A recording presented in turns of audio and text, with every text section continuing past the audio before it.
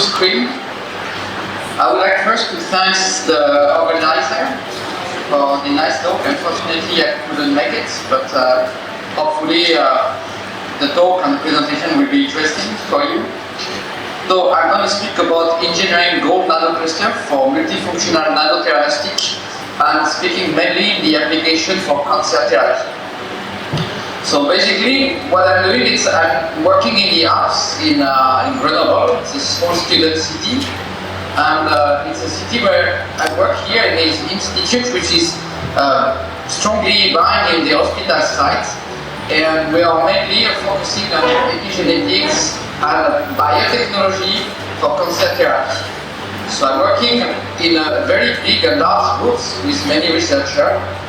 And the focus of our work is to target oncology and resistance in tumor using different types of nanoparticles, such as gold nanocluster, liposome, or nanoscintillators, and mainly to use them using stimulation like X-ray, light, or neutrons, and to use them to fight cancer using different kind of models, 2D models, 3D models, and small animal models.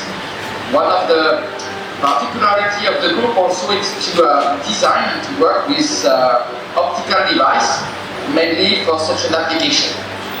And we have an in vivo imaging platform, strongly bound to the team, and we are developing and have access of several types of imaging system, mainly from preclinical modes, using 2D, 3D fluorescence, but also photoacoustic imaging and X-ray. And all this application and animal model are done to study different kind of therapeutics against different type of cancer. So in my case, I'm mainly working on 3 different kind of aspects. The first is to design some new nanosystem, mainly based on metal nanoclusters for photo, radio, and drug delivery system, and to study such a nanosystem in terms of interaction with biological barriers, with a high interest of using different artificial models. I have another interest also is to develop optical imaging system to track such a kind of nanosystem in small animals. So I will speak about 3 different kind of topics. The first one is what are the metal nanoclusters we are using. The second thing is the development of sphere imaging to follow them. And finally, a couple of examples of how we use such a nanosystem to treat cancer. So you all know gold nanoparticles used in different shape and size for different applications for therapy and for diagnostic. I'm mainly interested over the last 10 years to nanoclusters, which are ultra small nanoclusters. And as you can see here, they are made from 10 to 100 atoms stabilized by molecules. And I'm working deeply on trying to design them and understand how the correlation between their physicochemical property and their optical property, because by controlling their size and the nature of the ligands, you can make them emit from the visible to the sphere region. In addition to that, you can control different kind of surface chemistry for a nanomedicine purpose. So if you are looking at deeper on such a nanocluster and what makes them different to plasmonic particles, you are mainly making them by 2-step synthesis by reduction with the higher molecules, and the second step growing such a cluster. And you can see here the structures, we have 25 whole atoms stabilized by molecules that you can see by high-resolution TN with an ordering of these atoms. And by controlling the synthesis and the purification, you can manage to control the number of atoms, and both each nanocluster has a specific optical signatures, and you can characterize by typical molecular chemistry using mass spectrometry. And what we are doing over the last 10 years is to develop several types of nanoclusters made of a gold core, and with different kind of tire molecules stabilizing them, bringing some biocompatibility and functional groups as acid groups, amine groups, or enzyme groups for further post-functionalization. In addition, we are using different kind of biological targets. So I'm just going to give you one of the examples of such a cluster that we are doing. For instance, we are using a nanocluster, so a small gold nanocluster stabilized by mercaptohexanoic acid, you can see here, and we have a small fire molecules making a loop, and we can control the amount of such molecules on the surface of the cluster, keeping them with a small size, as you can see by the measurement of mass spectrometry, by TM and by the hydrodynamic diameters, and we could manage to control the number of small molecules on the surface. What is more interesting is what is the impact of having these small groups on the surface. As you can see here on the absorbance fluorescence property, the absorbance property shows that by bringing this small loop, you bring a new absorption band here in the near infrared, which is highly interesting if you want to shine them in the infrared to go deeper. And when you excite at such a wavelength, what happens is you can manage to increase the fluorescence at a higher wavelength. And I will explain to you what is the point of having such contrast agents emitting in the sphere region. So this is this window. And here to say that still playing on the density of the molecules, on the higher molecules on the surface, you can boost to more than 60 times the absorbance in this window. And by managing to control the density of those ligands, you can even manage to make like a barcoding of such ultra small nanocluster in water in a whole short infrared window. So one of the questions is what is the point of having contrast agent or molecules emitting in this far infrared window? And before to go there, I would like to show you one of the other interesting property of those nanoclusters. It's when they assemble, as you can see here, either in 1D or in 2D, you can generate a boost of the absorbance and then the fluorescence. And one of the main application of using that is to use them to boost the absorbance for the therapy, but to also boost the fluorescence for a better detection. And while such an object are poorly controlled in terms of the structures, what we are developing over the last 2 or 3 years is to design different kind of assembly of cluster using a control matrix, such as DNA origami, intrasec disorder proteins, polymer, sRNA, and polymeric particles. And for the lack of time, today I'm going to speak about 3 kinds of examples of assembly that we can use for therapy and for detection. One of the examples is using this atomically precise cluster that we trap inside the proteins called BSL. And we manage to control the number of clusters per protein, as you can see here on mass spectrometry, and to determine by SACS the selectivity of interacting such a cluster directly on the cysteine 34 of the protein. And by trapping such a cluster inside the protein, we could manage to keep the structures of the cluster trapped in the protein, but boost 7 times the fluorescence and the lifetime. And what of the project is going on with the postdoc, Xavier, at the moment, it's to control the binding of such a nanocluster to intrinsic disorder protein. So as you could see, and as I told you, most of the cluster that we develop emits in this optical window. And this is something that we were looking for already a couple of years. Is the main point of working in this optical window, as you can see here on the imaging here of the vascular of the brain of the mice. It's moving from the near region to the sphere region, you get a better resolution. You can see nicely the knee vasculature. And this is mainly due to the decrease of the scattering at longer wavelengths.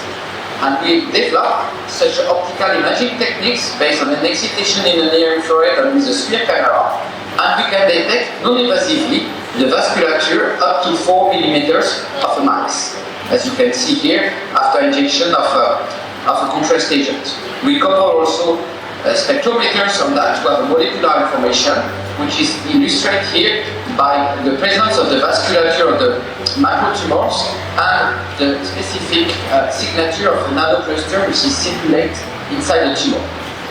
And we develop different kind of technique by controlling and evaluating the brightness of contrast agents in capillary and microfluidic device.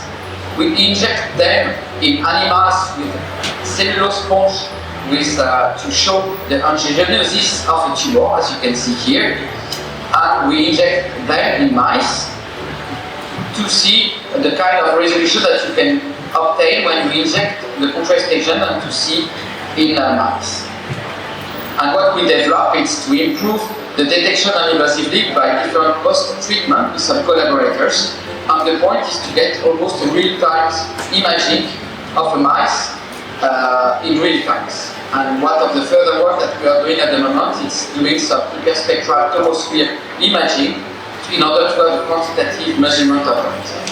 So I'm going to give you two short examples of the use of both nanocluster for sphere imaging. The first one is we take this nanocluster, as you can see here, and we inject in mice. And this is the kind of circulation and visualization in the mice that you can see. The circulation half time is around half an hour. We make them enough times to show and to see all the mapping of the vascularization. And to highlight the interest of such kind of techniques, what we did is we inject such a contrast agents to mice having a vascular disorder, and we did the same with control groups. And when we inject the contrast agents, we obtain such a kind of vasculatures that we can analyze by different kind of filtering, and we can obtain all the information about the length, the tortuosity, and the branch, and many different kind of parameters.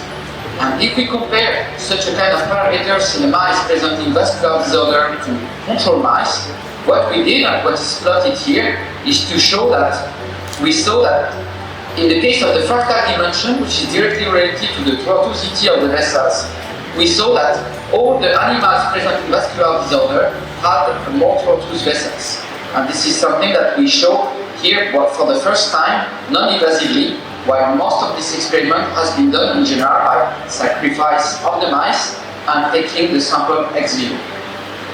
The other example that we did with the collaborators was to take hydrophobic nanocluster that we load inside polymeric particles that has been done here by co-precipitation method.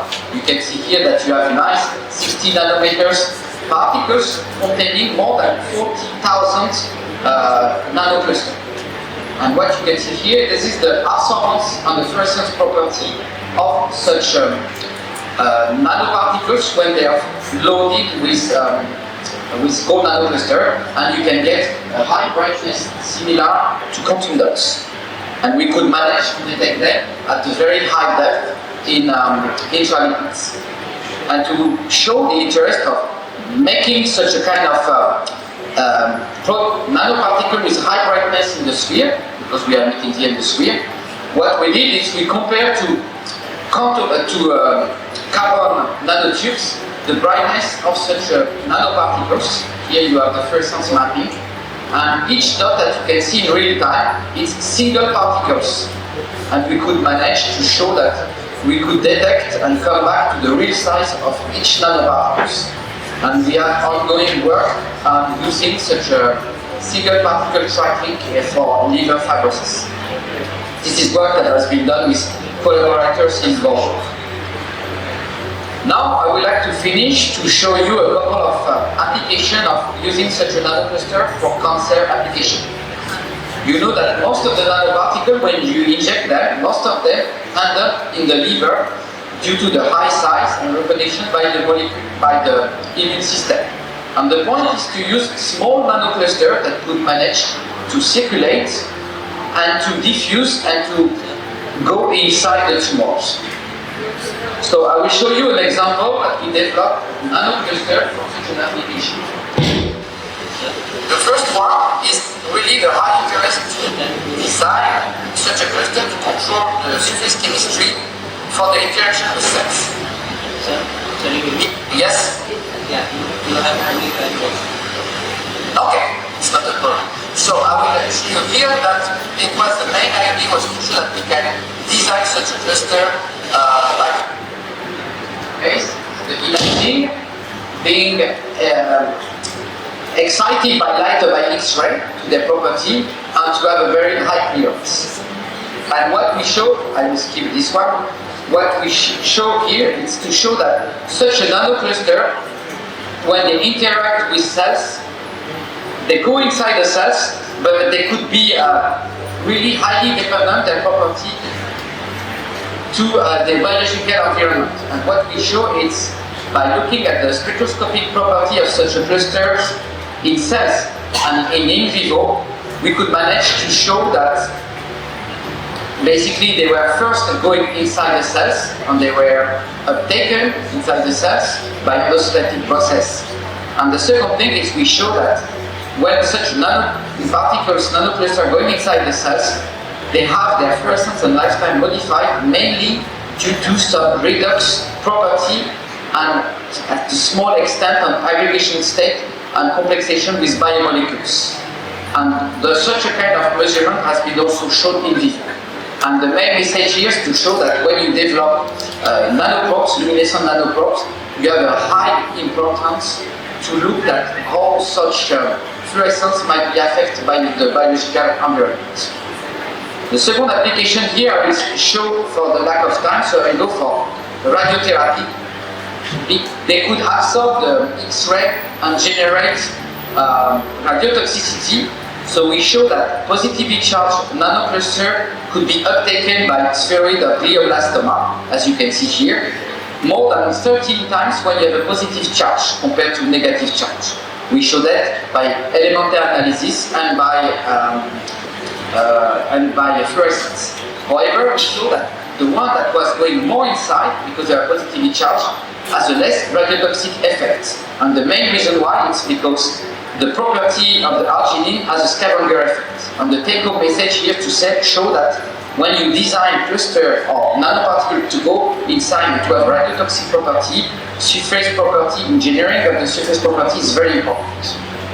And the second study was to show that when we used positively charged nanocluster, we managed to make an assembly with siRNA that target the telomere, and we could manage to deprotect the telomere, making the cells more radiosensitive, and use the nanocluster to increase the radiosensitivity. And this is something that we show by assembling the nanocluster, as you can see, in 100 nanometers assembly, each dot corresponding to nanoclusters. We show that by assembling the nanocluster using siRNA, which make them assemble, we can protect the siRNA from enzymatic process, thanks to the complexation. And we show that such an assembly, when they go inside the cells, here it was lung cancer cells, the siRNA that you can see here in red were delivered inside the cells.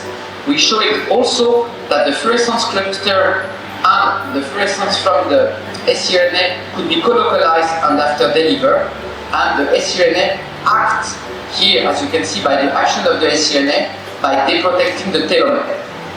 And if we are looking at all experiments done by radiotherapy, we show that by using siRNA that making the cells more radiosensitive, you improve the radiotoxicity, and having combined with the nanocluster that makes assembly to deliver them, we could make a synergistic effect. So the take-home message here is to show that what we do is to develop nanocluster by controlling the number of atoms and the surface chemistry, and we can apply such a kind of tools for bioimaging and for therapeutical purpose, with one of the interests is to detect them in the SWIR region, in region quite interesting in terms of looking non-invasively the distribution of biomolecules or nanoparticles deeper in animals. And what we need to do, I went really short, but it was to show that there is still high work to do to control the structure, the optical property of this compound, and to better understand in an artificial and control model how they behave in contact with cells and in circulations. And I would like to finish to thank all the people who participate from the Institute and from the in vivo platform, but also many collaborators who work at the level of the chemistry, the photophysics, and the biology to this work to understand how this nanosystem behave and to have a better understanding of how we can use for biomedical application. I would like to thank you for your attention. Thank you for the wonderful talk. So my question is, you have used the gold nanoparticle for in trying to detect a lot of bio molecules. So I was just wondering, have you any time come across detecting bradykinin for certain rare diseases? I didn't understand for which application you mean the last word? Bradykinin is generally looked at for many rare diseases such as hereditary angioedema and few related kind of systems. So have you any time come across gold nanoparticle immobilized systems for detection by fluorescence method?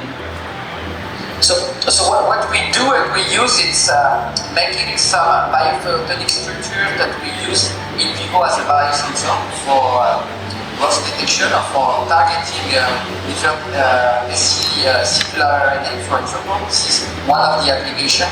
And the other application is using as a probe, more as a contrast agent for liver fibrosis that we are using it, and for better understanding of the angiogenesis of the cancer treatments. Other application, and for, of course, because they can activate it for cancer therapy. Other applications exist and are made by other groups in neurology, but it's, other application, and we are not, because we are focusing in cancer and fibrosis, we are on guided surgery, we are mainly focusing on that. But it's true that other applications exist. Thank you. Long live India and France friendship.